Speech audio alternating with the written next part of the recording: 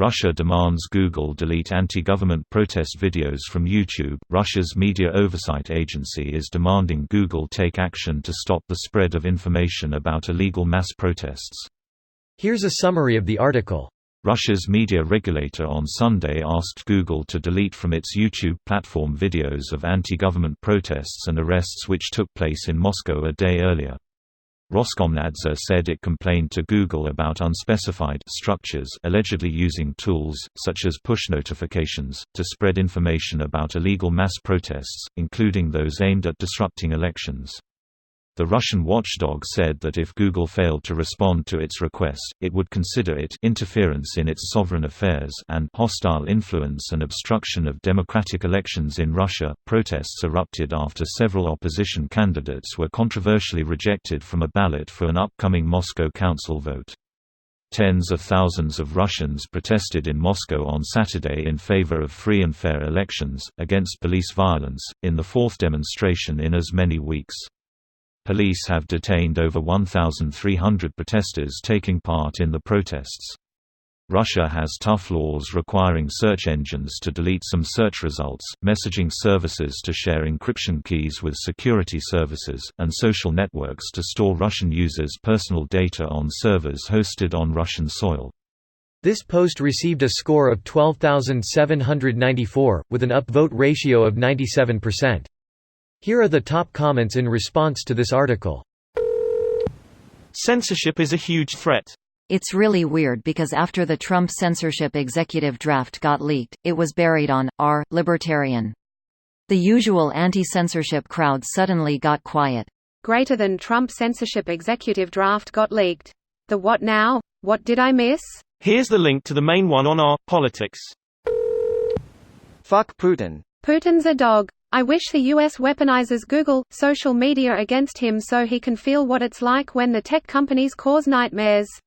Either that or the government should break up the big tech companies in the US so we can have a more level playing field for ideas and opinions. I feel like the US might be more focused in the interim upon regulating and introduce some degree of data regulation. The big tech companies have been able to get away with so much, and it's just a matter of time before there is mass identity theft going on. Imagine that chaos? I've been personally working on a little data app so I can link up all my services and have like a central dashboard with data wallet, but my JavaScript is a bit rusty. If any JavaScript developers want to work on an app together, that'd be mint. Do not roll your own crypto. I wish your comment was in all caps.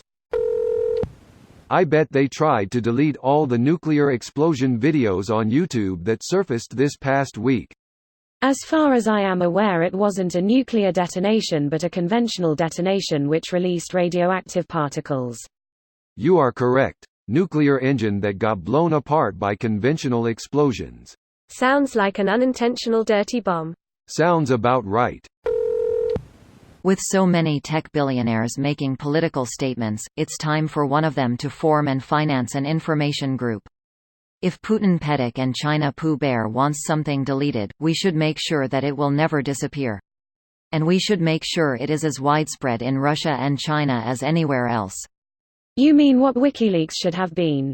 WikiLeaks was always a vanity project of one narcissistic man, so I probably shouldn't have used tech billionaires as a lead-in. But WikiLeaks could have been a great thing. Tom Steyer, for example, could be using his wealth for something useful, and instead he is merely waving his dick in public screaming, "Look at me, look at me." In their defense, I wouldn't want to piss off the world's scariest governments, especially if I had billions of dollars and were living the high life.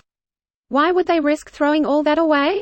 The wealthy finance the tyrants so the tyrants won't target the wealthy. When everything falls apart, then we forgive the wealthy as if they weren't the problem. In the last 150 years alone, the people of the United States forgave the traitorous slaveholders, we forgave the corrupt Gilded Age barons, we forgave the colonialists, we forgave Volkswagen, BMW, Kawasaki, etc. We have reached the point where we need to hold all the guilty parties responsible. This video was automatically created by Reddit to speech. The article and comments in this video were selected from Reddit according to their upvotes, and any paraphrasing was performed by smmry.com, without any human intervention.